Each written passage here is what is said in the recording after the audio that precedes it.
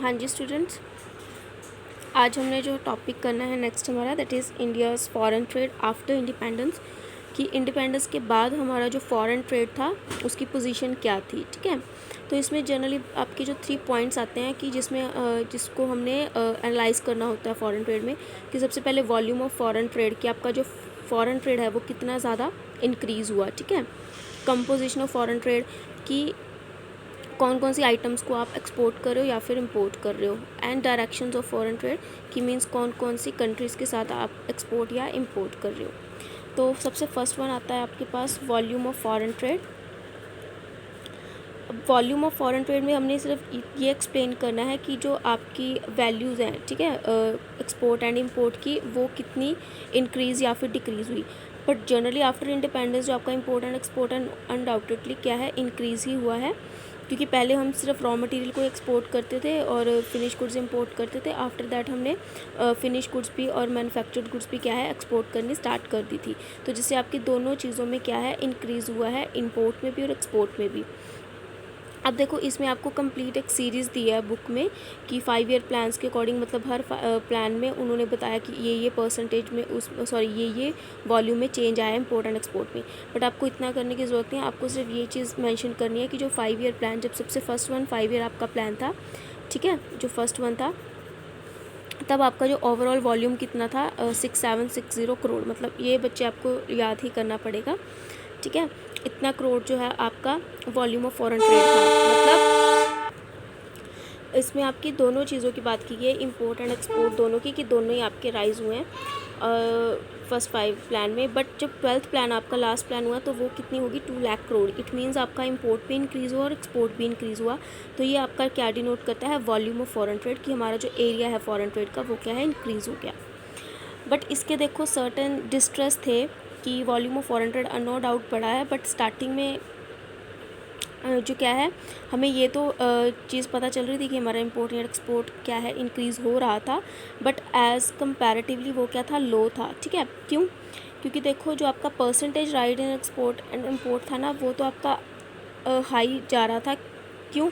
क्योंकि हम जो उसको कंपेयर कर रहे थे वो किसके साथ कर रहे थे, बेस इफ़ेक्ट के साथ। बट अगर हम उसका प्रीवियस ईयर का जो रिज़ल्ट देखेंगे तो उस बेसिस पर जो हमारा वॉल्यूम था एक्सपोर्ट या इंपोर्ट का, वो क्या है, काफ़ी लो रहा। ठीक है, फ्रॉम स्टार्टिंग में। तो अब देखो, जो 1991 में, आपको पता ही है कि 1991 में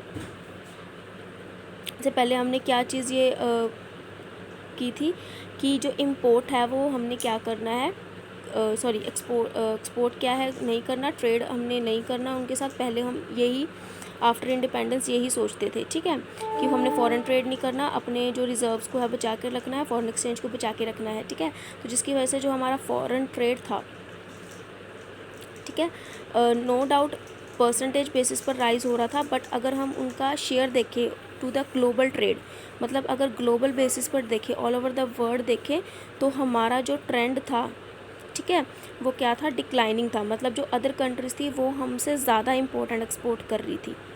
ठीक है, मतलब इंटरनेशनल ट्रेड में वो हमसे आगे थी, हम बहुत कम थे। तो उसकी वजह से जो आपका शेयर था क्या था, डिक्लाइन हो गया फ्रॉम 1.8% टू 0.5%। ठीक है, उसके बाद क्या था फिर आफ्टर 1991, जैसे मैंने बोला कि हमने NEP करना है, that is new economic policy. तो वो आपकी क्या है, इकोनॉमिक रिफॉर्म। ठीक है, तो उस टाइम पे जब इकोनॉमिक रिफॉर्म्स आई तो आपका जो इंपोर्ट एंड एक्सपोर्ट में काफ़ी इम्प्रूवमेंट आ गई थी। जैसे उन्होंने बोला कि 2017-18 में जो आपका एक्सपोर्ट था वो 2.1% इंक्रीज़ हुआ और इम्पोर्ट कितना हुआ, 2.6%। ठीक है, इंपोर्ट आपका ऑलवेज़ क्या है, ज़्यादा ही रहता है एज़ कम्पेयर टू एक्सपोर्ट। क्योंकि ये बहुत सी चीज़ें हैं जो हम ज़्यादा इंपोर्ट ही हमें करनी पड़ती है अदर कंट्री से। ज़्यादा हमारे पास जो कह सकते हैं कि एक्सपोर्ट करने के लिए इतने गुड्स नहीं है। ठीक है, अभी हमने जनरली करना है कंपोजिशन में कि हम कौन कौन से गुड्स को एक्सपोर्ट करते हैं और कौन कौन सी चीज़ों को इंपोर्ट करते हैं। ठीक है, ये डायरेक्शन में हमने करना है। और ऑब्वियसली इसी इकोनॉमिक रिफॉर्म्स के बाद जो आपका जो वॉल्यूम है फॉरेन ट्रेड का, वो क्या है, कम्प्लीटली चेंज हुआ। आफ्टर दैट आता है हमारे पास second point, that is composition of foreign trade, की it refers to the items of export and import. कि मतलब हम क्या क्या चीज़ें एक्सपोर्ट करते हैं और क्या क्या चीज़ें इंपोर्ट करनी हमने शुरू कर दी थी आफ्टर इंडिपेंडेंस। तो जैसे आपको पता है कि बिफोर इंडिपेंडेंस क्या चीज़ हम सिर्फ एक्सपोर्ट करते थे, ओनली रॉ मटेरियल, और इंपोर्ट क्या करते थे, जो इंडस्ट्रियल प्रोडक्ट्स ब्रिटिशर्स हमें बना के देते थे, ठीक है। तो आफ्टर इंडिपेंडेंस अब इसका जो कंपोजिशन है वो काफ़ी चेंज हुआ। जैसे फर्स्ट पॉइंट देखो, जो decline in percentage share of agriculture export, कि जो आपका एग्रीकल्चर एक्सपोर्ट है वो डिक्लाइन हो गया था। इट डजेंट मीन ये कुछ गलत नहीं है कि आपका जो परसेंटेज ऑफ शेयर डिक्लाइन हुआ। क्यों? क्योंकि देखो हमने क्या कर दिया था, डोमेस्टिक इंडस्ट्री स्टार्ट कर दी थी। अब इंडिया में भी इंडस्ट्री स्टार्टअप हो गई थी, तो ऑब्वियस है कि अब उस रॉ मटेरियल को हम या उस फॉर्म प्रोडक्ट्स को हम क्या करते थे, अपने इंडस्ट्रीज़ में यूज़ करते थे इंडस्ट्रियल गुड बनाने के लिए, ठीक है। सेकेंड मेन पॉइंट क्या आया कि ऑब्वियसली है कि इंडिया की अगर पॉपुलेशन राइज होगी तो एग्रीकल्चर जो गुड है वो तो ज़्यादातर क्या होगा, डोमेस्टिकली ही कंज्यूम होगा, ठीक है। तो ऑब्वियस है इन दोनों पोजीशंस की वजह से आपका जो एग्रीकल्चर एक्सपोर्ट है वो क्या हुआ, कम हो गया था। आफ्टर दैट आता है that is decline in percentage share of conventional items. अब देखो कन्वेंशनल आइटम्स कौन सी होती हैं, जो आपकी कन्वेंशनल जिसको आप बोल सकते हो कि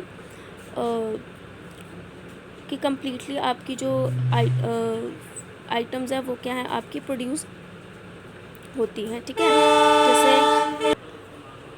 जैसे देखो कन्वेंशनल आइटम्स आपकी उनमें आ जाती है जो हम कह सकते हैं कि एक परंपरा जिसको हम बोलते हैं, ठीक है। कि अब जैसे इंडिया में देखो फूड ग्रेन्स है या जूट एंड टी है या मिनरल्स है, हमें पता ही है कि इसकी प्रोडक्शन हमने करनी है। अब जैसे वीट ले लो या राइस ले लो, तो अनडाउटेडली हमें पता है कि इनकी प्रोडक्शंस करनी ही करनी है, ठीक है।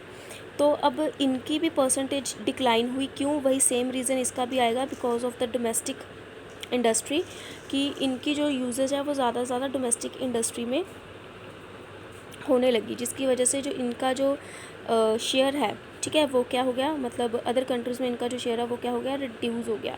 क्योंकि पहले हमारे पास नहीं थी इंडस्ट्रीज़, और ये हमारे लिए क्या थी, जस्ट एज रॉ मटेरियल, और इनको हम क्या करते थे, एक्सपोर्ट ही करते थे फॉरेन एक्सचेंज को गेन करने के लिए। बट अगर अब वो इंडस्ट्रीज़ हमारे यहाँ पर है तो उनसे हम क्या करते हैं, उन रॉ मटेरियल्स को हम अपनी इंडस्ट्रीज़ में यूज़ करेंगे और इंडस्ट्रियल गुड्स को बनाकर क्या करेंगे, सेल करेंगे, जिससे क्या आपकी जीडीपी में ज़्यादा इंक्रीज़ आएगा, ठीक है, इकोनॉमिक ग्रोथ आपकी ज़्यादा होगी।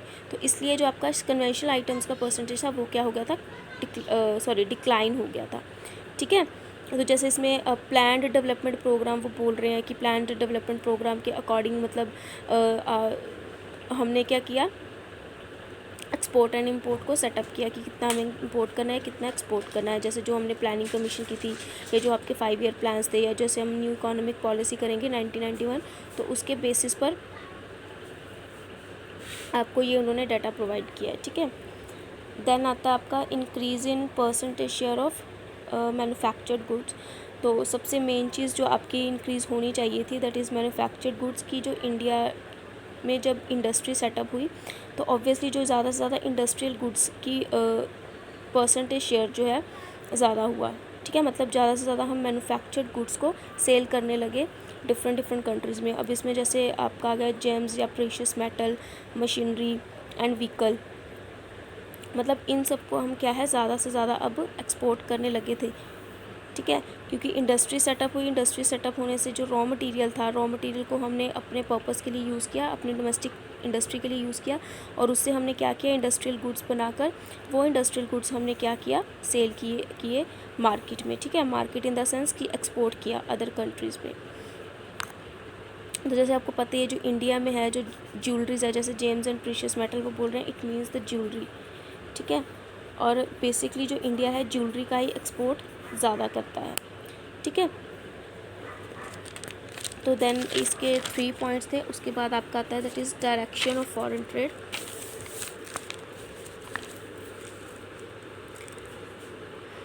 अब देखो डायरेक्शन ऑफ फॉरेन ट्रेड का क्या मतलब होता है कि हम कोई भी कंट्री किन किन डायरेक्शंस में फॉरेन ट्रेड कर रही है, मतलब किन किन कंट्रीज़ के साथ फॉरेन ट्रेड कर रही है, ठीक है। तो उसको हम डायरेक्शन ऑफ फॉरेन ट्रेड बोलते हैं।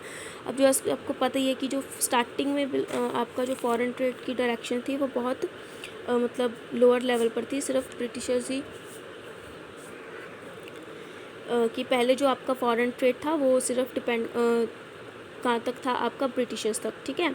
बट उसके बाद जैसे जैसे आफ्टर इंडिपेंडेंस, ठीक है, जो इंटरनेशनल ट्रेड पर हम ज़्यादा फोकस करने लगे, क्लियर।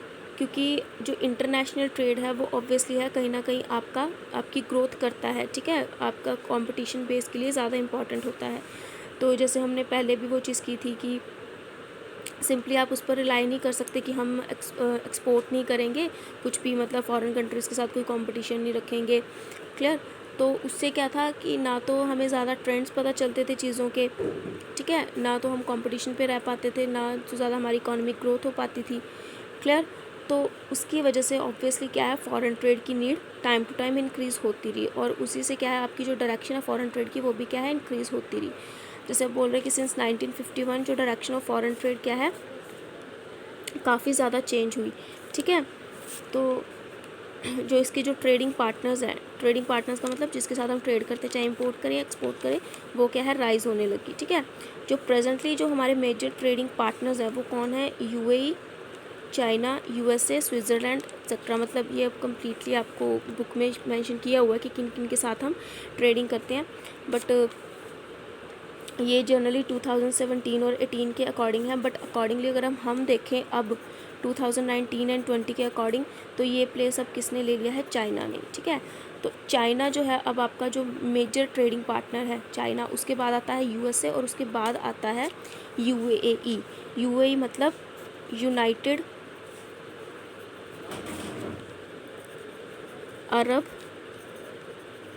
एमिरेट्स, ठीक है, मतलब जिसमें अरब कंट्रीज़ आ जाती हैं, लाइक दुबई है या, ठीक है। तो ये सब जो कंट्रीज़ हैं वो यूएई के अंडर आती हैं, ठीक है।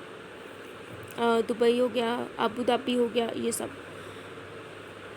तो जनरली अब ये जो बुक है इसमें 2017 एंड 18 के अकॉर्डिंग डाटा दिया, तो इसमें उन्होंने उस according UAE, China and USA के बारे में बोला है, ठीक है। और अगर आपको क्वेश्चन भी आएगा तो ऑब्वियसली आपको फिर यूएई ही लिखना पड़ेगा, क्योंकि जो आपका क्वेश्चन है वो अकॉर्डिंगली किसके अकॉर्डिंग होगा, इस बुक के अकॉर्डिंग होगा। तो अगर आपको क्वेश्चन है कि अब लीडिंग पार्टनर कौन है इंडिया का, तो ऑब्वियसली आपको यूएई ही लिखना पड़ेगा। बट अगर मेंशन किया है अकॉर्डिंग टू द 2019-20, तो फिर आप चाइना का नाम लिखोगे, ठीक है। आफ्टर दैट हम देखो क्या कह रहे हैं कि जो यूएसए है, यूएसए का जो शेयर है इंडियाज़ एक्सपोर्ट ड्यूरिंग 2018-19 वो क्या है 16%। अभी भी क्या है जो यूएसए से ही ज़्यादा एक्सपोर्ट, यूएसए को ही ज़्यादा क्या किया जाता है, एक्सपोर्ट किया जाता है, ठीक है। उसके बाद यूएई दैट इज़ 9%, फिर चाइना एंड अदर कंट्रीज़ आती हैं, ठीक है। और जो इंपोर्ट है, इंपोर्ट हम सबसे ज़्यादा करते हैं चाइना से, और अब भी चाइना से ही करते हैं। उसके बाद जो पॉइंट आता है यूएसए का, देन यूएसए से इंपोर्ट करते हैं, देन सऊदी अरेबिया और स्विट्ज़रलैंड, ठीक है। सऊदी अरेबिया मतलब यूएई आ गया यहाँ पर, ठीक है, और अदर कंट्रीज़। और मेनली देखो ये चीज़ है कि बहुत सी चीज़ें हमें जो सिमिलर चीज़ें ही ज़्यादा से ज़्यादा हम एक्सपोर्ट या फिर इंपोर्ट करते हैं। अब देखो जैसे मेनली एक्सपोर्ट हम क्या करते हैं इंडिया वाले, जैसे ज्वेलरी हो गया, आयरन एंड स्टील हो गया,